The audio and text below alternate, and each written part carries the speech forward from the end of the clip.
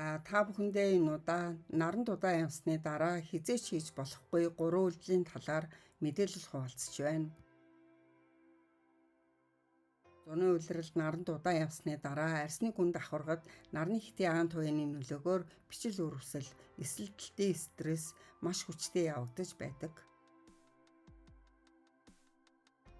Энэ үед хүмүүсийн гаргадаг алдаа нь арсаа сэрүүцүүлэх эсвэл буруу арс арчилгаа хийх нь арсны гүндх калаген нэг гэмтэж, сэвх нөсөө толов суух үйл явцыг хурдсгаж, арсны бүтцийг үндсээр нь нурааж, хөгжлийг хэд дахин нэмэгдүүлдэг байна.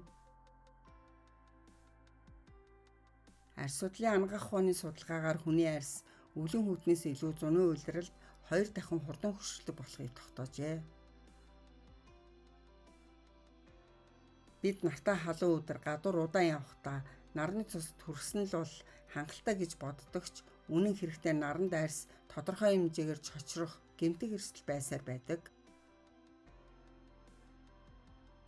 Тиймээс наран дудаа байсны дараах зөв арс арчилгаа нь арсыг аливаа гэмтлээс хамгаалах хамгийн чухал арга юм. Америкийн нэгдсэн улсын арс судлалын актын болон олон улсын клиник судалгаагаар наран дудаа явсны дараа хизээч хийж болохгүй 3 алтан алдааг шинжлэх ухааны үндсэлтэйгээр албан ёсоор зарласан байдаг. Үүнд нэгдүгээрт нь халуун усанд орох болон саунд суух. Наранд халж чочирсан арсыг өндөр хэмээр төөнвөл хялгсан судсууд нь тэлж улмаар улаалт, судасжилт үүсэх эрсдэлтэй бөгөөд халуун орчинд арс улам чигээ алдаж хууршдаг байна.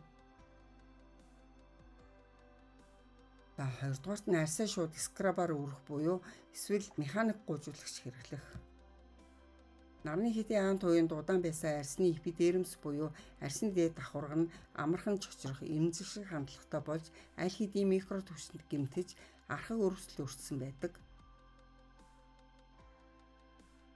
Энэ үед АХ, ВХ, эртинол зэрэг идэвхтэй орц найрлагууд нь нөхцөл байдлыг уламд ордуулдаг байна.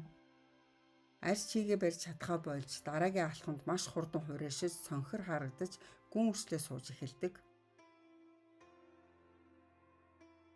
Наранд явснаас хойш хамгийн багадаа 48-аас 72 цагийн хугацаанд ямар нэгэн гуйжуулагч эртинол, витамин С хэрэглэхгүй зөвхөн тайвшруулах үйлчилгээтэй цэвэр 100 насны гээл чийгшүүлэх арчилгаа хийх хэрэгтэй. 3-дугаарт нь зузаан туслаг бүтцтэй крем эсвэл вазелин түрхэх. Хүмүүс арс хуурайшлаа гэд вазелин эсвэл маш өвтөн тос түрхдэг байна.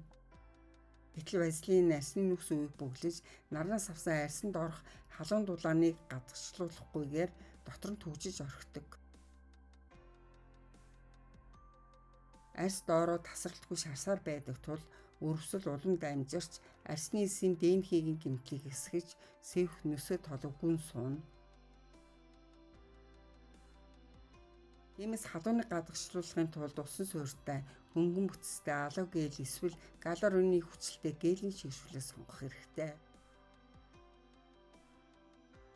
Зуны халуун, шаврын ариг, кофе зэрэг арх кофеин шингэн алдалтыг үүсгэдэг тул шингэнээ ус эсвэл 10 цагаар нөхөж байхыг зөвлөж байна. Арсыг зөв арчилвал зунжангаа эрүүл гэрэлцэн төрхтэй байж чадна. Та бүхэндээ амжилт хүсье.